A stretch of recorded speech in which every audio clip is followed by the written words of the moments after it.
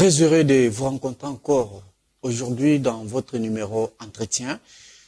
Aujourd'hui, nous avons l'honneur de recevoir pour vous Olivier Bakatouamba.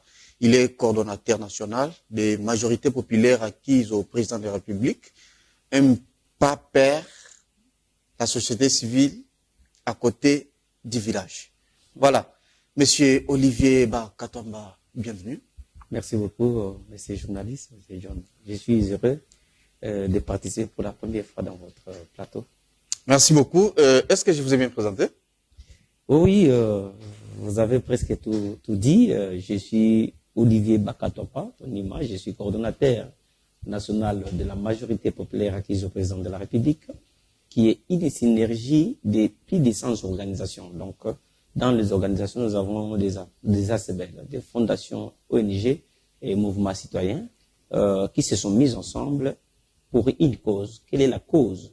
La cause c'est une cause palliative. Ça veut dire que dans la société civile, nous avons passé pendant plus de 20 ans où nous avons vu la société civile dite au milieu du village. Mais en réalité, cette société civile n'est pas au milieu du village. Il est soit à l'opposition, soit à la majorité. Alors, cette société civile devenait juste l'instrument où on utilisait pour fragiliser le pouvoir. Alors, nous nous sommes dit, on a pris l'exemple de M. Kabila qui, pendant 20 ans, qu'il a passé ici, presque 18 ans, 20 ans, la majorité des Kinois n'ont pas conjugué avec lui.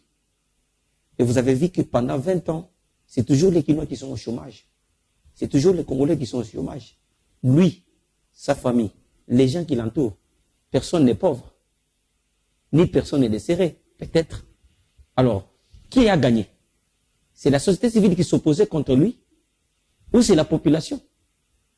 Je pense que la population a la réponse. Et c'est comme ça qu'on a dit que c'était un paradigme. Si on continue comme ça, où la population ou la société civile pense que être au milieu du village, c'est rejeter tout ce que les dirigeants sont en train de faire, ça c'est continuer toujours dans l'ignorance.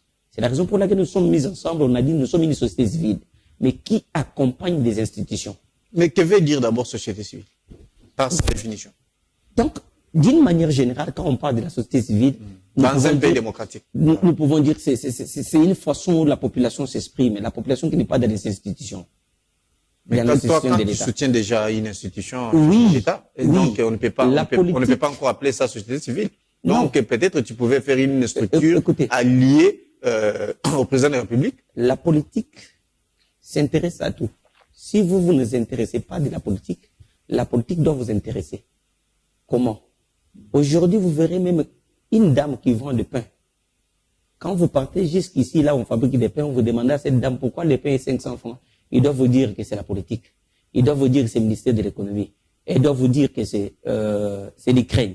Vous voyez? C'est pour dire que la politique influence. Alors, si le président, le député, qui est des nôtres, ils sont élus pour le président à la majorité absolue du peuple congolais. Et le peuple congolais est représenté par qui? C'est par les députés et par le président de la République. Vous voyez? Et dans le peuple congolais, il y a ce que nous appelons des associations, qualifiées comme société civile, des églises, il y a des écoles. Si aujourd'hui il y a la gratuité, qui en a eu le bénéficiaire? Et ça veut dire qu'il faut qu'il y ait des gens qui, quand on dit accompagner, ne pas dire acclamer, ne pas dire faire des dialogues comme les Congolais ont l'habitude de faire. Bon. Accompagner pour nous ici, c'est de rappeler ce qu'il avait promis à la population, que quand moi je serai président, quand moi je serai le député, voici ce que je dois faire. Merci beaucoup. Parlons de MPAPER qui est votre structure dont vous êtes coordonnateur. Pourquoi tu as créé cette structure? Avec quelle mission et quelle ambition? Oui, c'est ça que j'étais en train d'expliquer. Nous nous sommes mis ensemble. Moi, je suis le président de l'organisation des ingénieurs de la RDC. Alors, on s'est mis ensemble avec plusieurs autres organisations. Et il y a des écoles comme Fondation Monaco, et il y a Caritas Monde, il y a plusieurs structures qui sont signataires de la charte. On s'est mis ensemble parce que nous avons vu que si on n'accompagne pas les institutions du pays, si on les rappelle pas. C'est ça la mission principale. Oui, la mission primordiale, c'est d'accompagner les institutions du pays tout en leur rappelant l'importance ou l'avantage de mettre en application ce qu'ils avaient promis au peuple congolais. Je vous donne l'exemple. Nous avons étudié les dirigeants de la RDC. Ils peuvent tout faire, tout dire, mais ce qui leur manque, c'est la volonté politique exécutoire. C'est quoi la volonté politique exécutoire? Je vous prends l'exemple. Vous prenez dans la Constitution, vous dites que la gratuité de l'enseignement primaire et secondaire. Mais on a passé 20 ans où cette disposition consacrée, votée par des millions de Congolais, n'était pas mise en pratique. Mais on les disait, on les lisait chaque jour dans la Constitution. Ce qui manquait, c'était quoi? Ce n'était pas l'argent. C'était la volonté, mais cette volonté qui est exécutoire.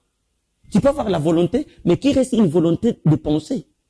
Mais quand vous avez la volonté et vous la mettez en pratique, ça devient une volonté politique exécutoire. C'est ce qui a manqué à beaucoup de nos dirigeants. Alors, il faut qu'il y ait des gens qui vont pousser les dirigeants à mettre en application cette volonté. Je vous donne l'exemple aussi de l'état des sièges. Ce sont des dispositifs qui se trouvent dans la Constitution. La gratuité, comme je l'ai dit, ça se trouve dans la Constitution. Alors, laisser des petits commerces au peuple congolais, ça se trouve dans la Constitution. Mais allez-y dans le marché, vous trouverez les expatriés qui vendent même quelque chose de 100 francs. Voilà. Qu'est-ce qui manque? Est-ce que vous avez dit que vous accompagnez les institutions et puis tu accompagnes les chefs de l'État. Est-ce que tu es déjà entré en communication avec l'institution présidence de la République? Maintenant, j'entre et je vous donne l'exemple. Quand on dit que nous sommes une société civile à côté du village, une société civile qui accompagne les institutions. Pas au milieu, mais à côté. Non, on est vous n'êtes pas au milieu du village. On est à côté. Ça veut dire qu'à côté, quand vous marchez mal, quand on est côte à côte, je peux te soutenir quand tu voulais tomber. Mais si je suis au milieu de toi, tu m'amènes là où tu veux m'amener. Mais quand je suis à côté de toi, je peux pliquer. Quand tu me tires, si je vois que tu me tires dans un mauvais sens, je te réplique aussi. Alors, c'est ce que je voulais montrer. Je vous donne l'exemple qui explique ce que j'ai dit. On a lancé l'état de siège à l'est du pays. C'est une résolution que nous avons tous jugée ici positive. Pourquoi? Parce qu'il y a plus de 20 ans que nos frères et sœurs sont tués à l'est. Il y a 10 millions de morts. Aucun pays dans le monde, aucune guerre n'a entraîné 10 millions de morts. Même l'Israël qui était massacré depuis l'époque de Hitler, ils ne sont pas arrivés à 7 millions. Mais au Congo, il y a 10 millions. On en parle où? Quelques pays qui nous entourent, il y a moins de 1 million de massacres. On parle de génocide, ça devient une chanson. Mais là où il y a 10 millions, on en parle où? Alors, on a compris que c'était une décision qu'on devait accompagner. Mais quand on a décrété cette décision-là à l'est du pays, vous-même, vous avez vu, après un temps, les gens ont commencé à combattre cette décision-là. Alors, nous nous sommes dit, mais pourquoi pendant 20 ans, là c'est la majorité populaire, pendant 20 ans, les gens meurent toujours à l'est. Mais quelle est la cause où nous sommes arrivés à 10 millions et personne n'en parle? Il y a une force onusienne dans ce pays qui a un budget, je ne sais pas, presque, on dirait que c'est presque à 10 milliards de dollars, 13 milliards de dollars, pour un pays qui a un budget de 4 milliards à l'époque. Mais comment une force qui a un budget de 13 milliards n'arrive même pas à mettre fin à la guerre? Pendant 20 ans, on a dit qu'il y a un paradigme. Alors comme il y a un paradigme, entrons. Alors, nous sommes pragmatiques. Quand on dit accompagner, ça ne veut pas dire que je dois l'applaudir. Voilà, votre rapport, qu'est-ce que vous avez déjà fait? Nous sommes descendus à l'est du pays avec un projet. On a compris que l'ennemi est parmi la population. L'ennemi est dans la politique, dans les institutions. L'ennemi est dans les services de sécurité et l'ennemi est parmi les organismes qui sont venus soi-disant pour aider le peuple congolais. Ils ne sont pas venus pour aider le peuple congolais. C'est ce que vous avez découvert. C'est ça, je suis en train de vous relater. Bien. Alors, quand on a compris les réseaux-là, on a dit, OK, raisonnez sur un projet. Et quel est le projet? C'était le projet que nous avons lancé, dénommé « Dénonçons l'ennemi pour que nous ayons la paix ». Ça veut dire qu'il y a deux contextes. Si vous dénoncez, nous avons la paix. Si vous ne dénoncez pas, on n'a pas la paix.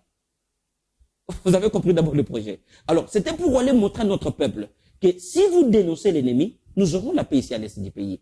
Et maintenant, il cherche à connaître, mais quel est l'ennemi? Oui, l'ennemi, c'est celui qui, ici, il vous montre qu'il est avec vous. Mais en réalité, il n'est pas avec vous. Il complote avec les gens qui vous tuent. Et comment vous avez procédé? Nous avons procédé. On est arrivé d'abord dans le Nord Kivu. Vous pouvez suivre les images. J'ai causé avec le gouverneur militaire Consandima. Je lui ai expliqué la quintessence. Je lui ai expliqué les réseaux, la façon que nous avons compris les réseaux là. Comment est les réseaux? Vous verrez que cette guerre ne doit pas se terminer là-bas. Pourquoi? Parce qu'on instrumentalise d'abord le peuple congolais. Quelques leaders. Et quand ce leader entre dans leur réseau, qui est un réseau des armes, des minéraux du sang illicites, et il est difficile que quelqu'un qui connaît déjà que chaque fin du mois, j'ai 10 millions, j'ai 2 millions, j'ai 4 millions, et pour avoir les 4 millions, pour avoir les 10 millions, il faut créer une insécurité. Alors, le pouvoir public est défini comme l'ensemble des dirigeants de la population et d'une terre. Parce que si vous n'avez pas une terre, vous ne pouvez pas y exercer le pouvoir. S'il n'y a pas la population, par qui vous devez exercer ce pouvoir? Et qu'est-ce que le gouverneur a dit? Alors, non, écoutez, maintenant, qu'est-ce qu'on crée? On doit créer l'instabilité. Chasser que l'État n'ait pas le contrôle dans ce zone-là. Et comme l'État n'a pas le contrôle dans ces zones-là, on instrumentalise, on donne la munition, on donne les armes à quelques individus pour tuer leurs propres frères, créer l'insécurité et ils vont acheminer les minéraux qui sortent. Vous avez vu que les minéraux sortaient même dans des pneus. Il y a qu'au Congo, vous avez des pneus minéralisés. Une voiture qui marche avec des pneus, avec des minéraux. Ça n'a pas commencé aujourd'hui. C'est avec l'état de siège que vous avez vu ça. Mais ça a commencé il y a des décennies. Et vous pensez qu'il y a des quados qui ont mis les minéraux là dans les pneus, non? Il y a la sécurité qui sont complices, qui savent que la voiture là a été quelque part et on a mis les minéraux dans le pneu pour que ça sorte dans notre pays. C'est là où je vous ai dit, il y a la complicité partout. C'est ce que j'ai dit. Quand Alors, vous avez, après avoir échangé avec quand le nous gouverneur, avons expliqué le gouverneur, moi, je souhaiterais vraiment qu'on soit. Nous l'avons dit, on doit être clair. pragmatique, oui. Nous l'avons dit qu'il n'y a que la population qui est partout. Même là où on exploite les minéraux, il n'y a que la population qui est là. Cette population peut être complice ou pas, mais il faut la sensibiliser. La sensibiliser, c'est comment? C'est dire à cette population que aujourd'hui tu peux avoir $1 000, $3 000, mais tu n'auras jamais un Mumbere, un Zouzi qui était mort pour les $1 000 qui étaient haïs. Il faut aller sensibiliser la population à dénoncer les gens qui complotent. Et quelle a été sa réaction? Non, il nous a donné fait faire. Là, il s'est gentil ici pour le féliciter aussi. Et puis, malgré que l'entourage ne m'avait pas bien compris, mais lui m'a compris. Il a dit que je n'ai pas assez de choses à vous donner, mais je peux mettre les carburants. Et je vous donne ma voiture pour vous accompagner là où vous commencez la campagne. Il vous a donné la sécurité. Il m'a donné la sécurité. Sa propre dupe de sécurité, on m'a escorté jusqu'à Kanyabayonga, avant Kanyabayonga. Et à Kanyabayonga, l'athée militaire m'a pris là-bas. Avec les coutumiers, nous avons marché à pied pour sensibiliser tout le groupe Maïmaï, instrumentalisé par quelques leaders qui sont même ici. Mais qui tuent notre population? Et ces gens-là sont ici, on ne les inquiète pas. Nous avons sensibilisé ces groupes et nous avons toute une liste de gens qui complotent. Ici, ils ont une autre face, mais là-bas... La liste des Congolais qui sont impliqués dans l'insécurité. La liste des organisations, des Congolais, dans toutes les institutions, je vous ai dit.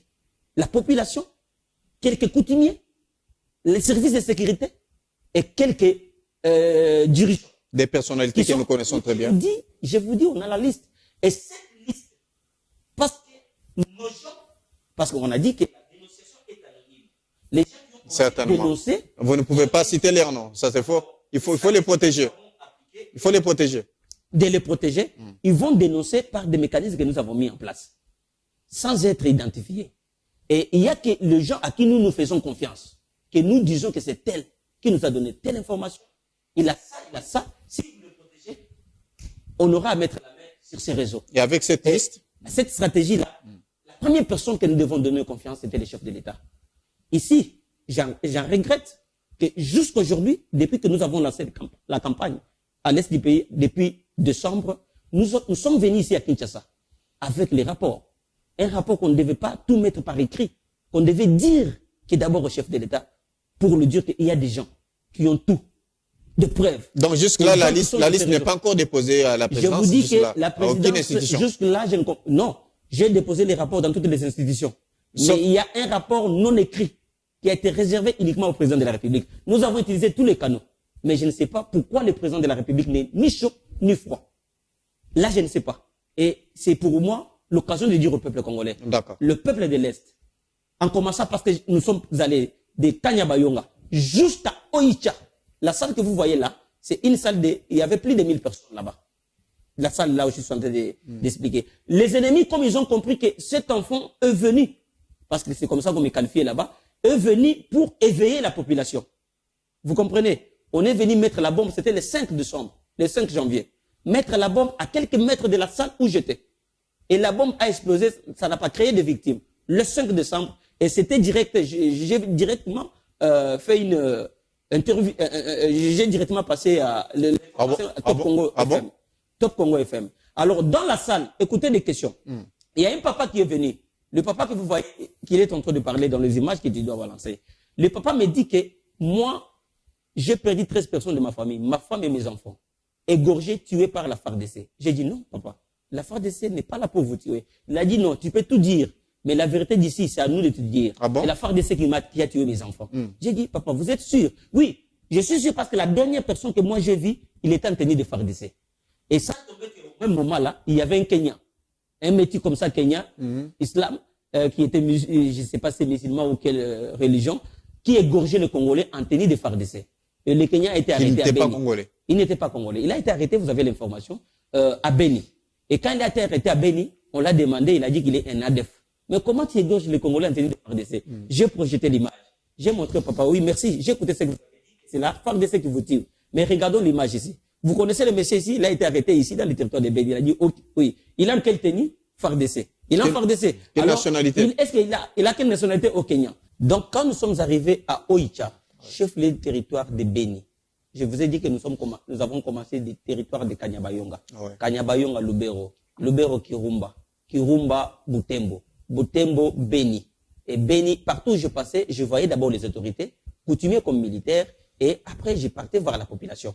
Et c'est comme ça que nous sommes allés clôturer dans les territoires que nous qualifions de territoires les plus meurtriers du monde, où on dit qu'il y a triangle de mort, des territoires qui nous a coûté la vie à notre colonel, Mamadou Dala, territoire de Beni, chef lié Oicha. Et je suis passé par Mbao, où vous avez vu nos mamans être égorgées, inventrées. Et j'ai trouvé à Mbao qu'il n'y avait personne. Et je suis arrivé jusqu'à Oicha. Et quand je suis arrivé à Oicha, le message, je n'ai pas changé le message. On n'a pas eu peur de ces gens-là. Nous savons que ces gens-là étaient même dans la salle.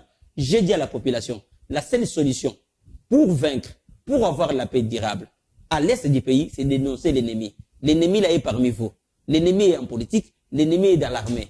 Ici, je ne suis pas venu pour innocenter l'armée. Dans le service de sécurité, nous avons aussi des gens qui sont dans les réseaux mafieux des minéraux du sang et armes illicites. Et c'est comme ça que, pendant que j'étais en train de parler, la bombe a explosé à moins de 2 mètres de la salle Griffamo à Beni, le 5 décembre. Et quand la bombe a explosé, le gouverneur, le bourgmestre était avec nous dans la salle. Il est allé voir. C'était juste une bombe artisanale, détonation à distance, qui n'a pas créé de victimes. Mais j'étais dans une salle avec plus de 1000 personnes qui suivaient l'information. C'est comme ça qu'il y a eu un papa, parmi les témoignages, qui a dit que la FARDC, c'est la FARDC qui nous tue. J'ai dit à papa, c'est vrai? Il a dit oui. Moi, j'ai perdu 13 personnes dans ma famille. Je suis resté seul.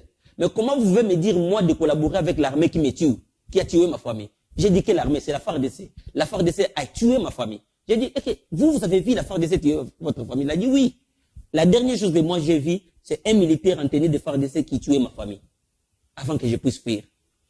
Et avec ça, je ne peux jamais collaborer avec eux. C'est comme ça que j'ai profité. Comme il y avait l'histoire d'un Kenyan qui égorgeait le Congolais en tenue militaire de FARDC, et le Kenyan là a été arrêté. Il est un peu métis comme ça. Alors, j'ai balancé l'image, j'ai dit à papa, vous connaissez l'histoire de ce Kenyan ici? C'est un ADEF, oui. Mais il est en train de tuer les Congolais, égorger les Congolais à quelle tenue? Voici la vidéo. Parce que quand il égorgeait, il balançait les vidéos dans les réseaux sociaux. Et les peuples congolais, comme on est aussi ignorants, on fait des propagandes sans les savoir. On partage, tu peux même partager dans 1000 comptes. Toi-même, sans que les Kenyans là te demandent de partager. J'ai dit, vous savez pourquoi il a fait ça? C'est un message que les réseaux mafieux utilisent. Parce qu'on sait que s'il y a une armée qui est divisée avec sa population, cette armée est fragile. Cette armée ne peut pas vaincre la guerre. Olivier, tu n'es pas utilisé derrière. Qui est derrière toi exactement? C'est Dieu qui est derrière moi. Il y a un moment où Dieu a dit à Gédéon, lève-toi, va avec la force chrétienne. Non, c'est plus que nous avons vu dans ces pays, il y a eu des jeunes qui se sont soulevés comme toi aujourd'hui. Oui. Et quelques années plus tard, et c'est un tel qui était derrière. Mais moi, je vous dis. Parce que c'est courage et tout ce que tu es en train de faire aujourd'hui. J'ai écrit à l'institut, toutes les institutions, j'ai les accusés de réception. En commençant par la présidence, gouvernement et assemblée. Il y a seulement le Sénat qui m'avait répondu de la lettre que j'avais écrite pour le projet, pour aller lancer le projet. À part le Sénat, Aucune autre institution m'a répondu. Est-ce que votre structure a des partenaires, j'espère? C'est ce que j'ai dit. Les partenaires, d'abord, c'est la population du Nord Kivu, la population de l'État. Quelques membres qui contribuent, membres d'honneur comme membres sympathisants. L'institution, aucune institution n'a donné même un franc. J'ai la réponse de d'autres institutions. Maintenant, quand dans la salle de greffement, j'ai dit au papa là, oui, maintenant dis-moi, les Kenyans ici, quand il a gorgé les Congolais, il est dans quel tenue, il a dit FARDC. Est-ce que pensais-tu que les gens qui ont gorgé ta famille étaient réellement la FARDC? Non. Mais ce que nous pouvons condamner, il y a dans la sécurité, les gens qui prennent les tenues des militaires qui sont décédés, la FARDC, ça a la complicité au sein de la FARDC. Il y a ces gens-là qui sont dans l'armée, dans la FARDC, qui prennent la munition, qui prennent les tenues de la FARDC, qui les mettent à côté pour mettre les patriotes qui vont combattre réellement pour vous et ensemble avec vous, on doit gagner la guerre. C'est comme ça que papa commence à pleurer dans la salle. Et la salle, quand papa disait que tu peux collaborer dans la FARDC, la salle applaudit. Mais quand j'ai commencé à expliquer, pour leur dire que si vous partez en rébellion contre votre armée, sachez une chose que je voulais vous dire aujourd'hui. La guerre ne finira jamais. Voici pourquoi la guerre a fait 20 ans. Parce on est en train de créer dans votre mentalité comment vous pouvez être en rébellion avec l'armée. C'est de tuer votre propre famille en tenue de FARDC, utilisée par les rebelles. Nous savons qu'ils ont eu cette tenue avec la complicité des militaires, même des officiers qui sont dans la FARDC. Parce que sinon, un rebelle ne peut pas avoir des tenues de la FARDC s'il n'y a pas la complicité à l'interne. Voici pourquoi je vous ai dit que le projet Onesh Adou Tupatamani, les Adou, je vous ai dit qu'ils sont en politique, ils sont dans l'armée, ils sont parmi les coutumiers et ils sont parmi la population. Et qu'est-ce que vous attendez avec la liste que vous avez déposée? Maintenant, j'en tiens ici à dire au peuple congolais. Il faut dire la vérité. Il y a plusieurs personnes qui ont été dénoncées par la population. La population m'a posé la question à Kanyabayonga pour dire, papa, les vrais adultes, ce sont les gens qui sont dans la politique et dans le service de sécurité. On a toujours dénoncé, mais c'est nous qu'on vient tuer. Les gens qui dénoncent, qui sont tués. J'ai crié, j'ai dit non, non. Maintenant, avec le président Tshisekedi, les choses vont changer.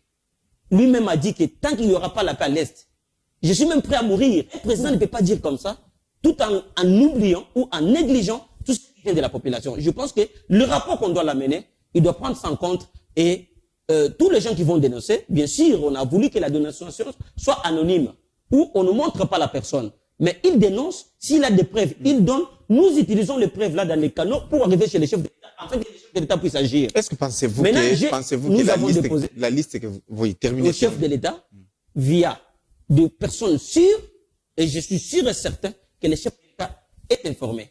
Et si les chefs de l'État, depuis décembre, depuis janvier que je suis revenu, que nous avons contacté des canaux fiables, sécurisés, pour atteindre les chefs de l'État, je ne sais pas pourquoi les chefs de l'État n'agissent pas. Mais il y a eu beaucoup de dénonciations oui, qui se sont faites ici. Mosso en a parlé. Il y a eu la liste plusieurs listes qui ont circulé. Mais vous sentez que le gouvernement reste calme et ces gens-là, ils circulent sans être inquiets. Tout ça. Il y a ceci. Dans la dénonciation du projet Onesh Adou Tupatamani, on a dit que la dénonciation est anonyme. Mais nous avons besoin que le président de la République, ici je parle au peuple de Beni, Oicha, qui m'ont mandaté de venir dire la vérité au chef de l'État, que le chef de l'État les sécurise pour qu'ils viennent avec des preuves. J'ai fait le travail, mes frères et sœurs.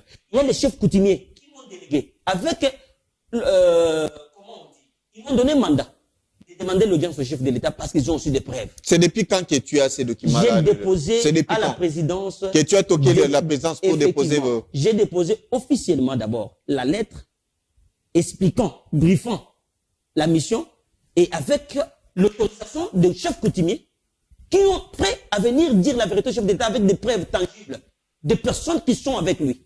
Quand on dit avec lui, dans le gouvernement, non, dans les institutions, c'est ces personnes-là dans les institutions et dans les services de sécurité. J'ai déposé à la présidence, j'ai l'accusé de réception. Depuis et quand? jusqu'aujourd'hui, Ça fait la déjà combien de présidence, temps depuis que tu as déposé ça? depuis le mois de février, si je ne me trompe pas. Il faut que je vérifie l'accusé de réception. Quand j'ai vu que le mois de février, ça n'a pas marché, nous sommes venus avec d'autres témoins. Et nous avons utilisé des canaux sûrs pour atteindre les chefs de l'État. Et ces canaux-là, atteints. Pour toi, qu'est-ce qui bloque? Et je ne sais pas pourquoi les chefs de l'État n'agissent pas. Et au moment que les chefs de l'État n'agissent pas, de mars jusqu'à aujourd'hui, ce n'est pas moins de 300 personnes qu'on a tuées à l'est du pays. Dans la commune rurale de Lum, si c'est Lum, On a brûlé. Vous avez vu un hôpital brûlé où les malades sont calcinés. Ces gens-là, c'est dans le rapport. Comment on peut les arrêter? Comment on peut arrêter leurs commandements et leurs collaborateurs qui sont partout? C'est comme ça que j'ai dit. Mais dans ces raisons, vous trouvez le sang de mon frère, c'est l'immeuble de quelqu'un à Kinshasa, c'est l'immeuble de quelqu'un à Kampala et à Kigali. C'est difficile. Et si j'ai dit au peuple congolais la vérité, je sais que ces gens-là ont tenté déjà de me poursuivre. Les chefs de l'État, s'ils ne me sécurisent pas, c'est à vous, je vous dis la vérité. Il faut demander au chef de l'État. J'ai déjà tout déposé. Et ces gens-là ont tenté de me poursuivre jusqu'à aujourd'hui. Et si je suis passé ici, c'est pour dire la vérité au peuple congolais. Comment ça? Comment tu es poursuivi? Est-ce que tu as des preuves? Est-ce qu'il y a... Je vous dis, il y a un colonel qui m'a sécurisé. Et le colonel là n'est plus en fonction. Pourquoi? Parce que nous avons découvert beaucoup de choses. Beaucoup de choses que j'ai demandé au chef de l'État de me recevoir.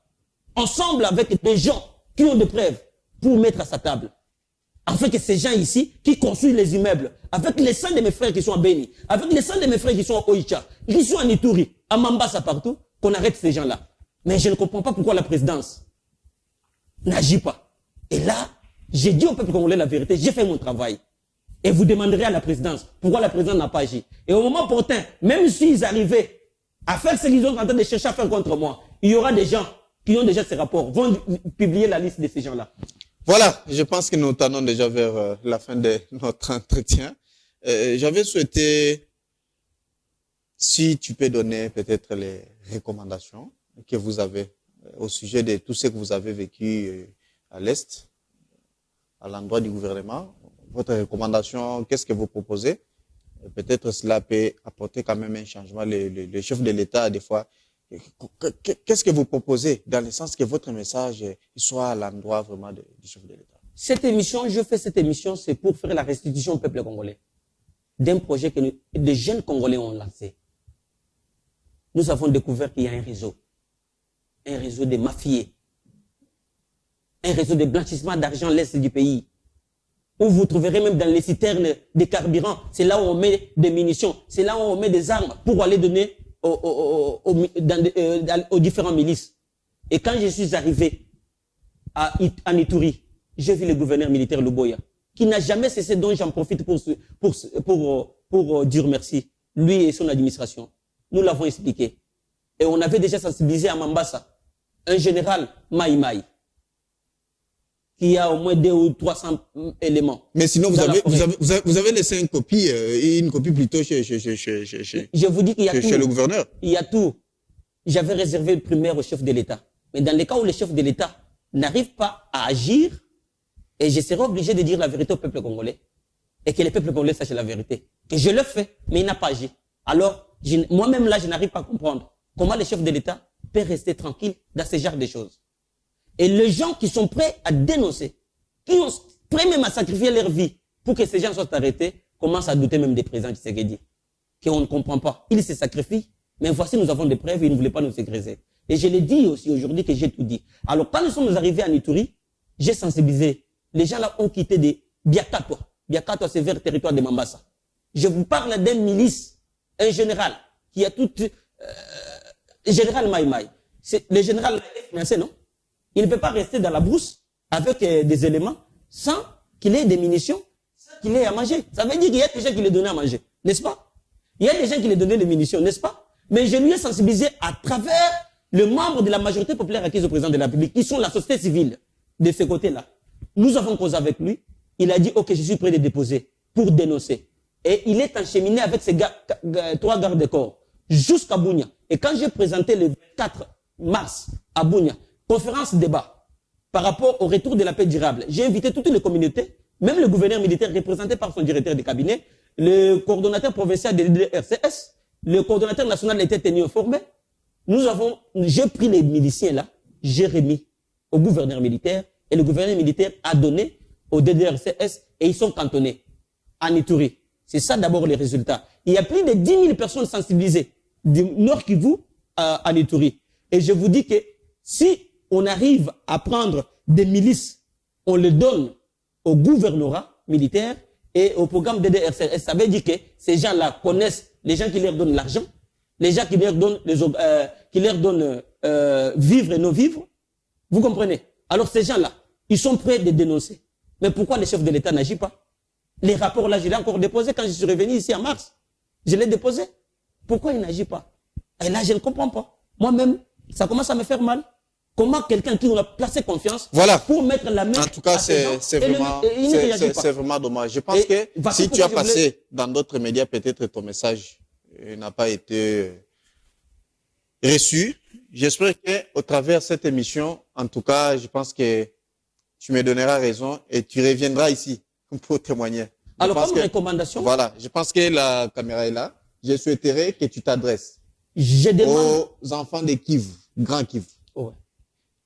La présidence ou le gouvernement ouais. Et le peuple congolais qui te suit en ce moment. En tout cas, j'aime vraiment que tu fasses quand même un message. Et puis, dans quelques secondes, peut-être ça sera...